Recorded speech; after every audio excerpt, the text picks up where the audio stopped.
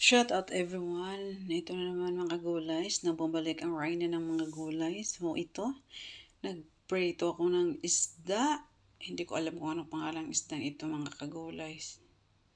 Tingnan nyo kung anong ginagawa ko sa isda tinatayo ko. Para naman mapantay yun, kaya tinayo ko. So thank you pala sa aking mga follower and subscriber.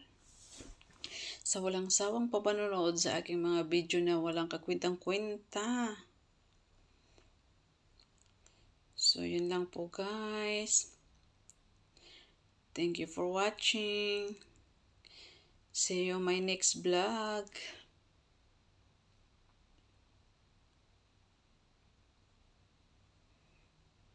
Bye!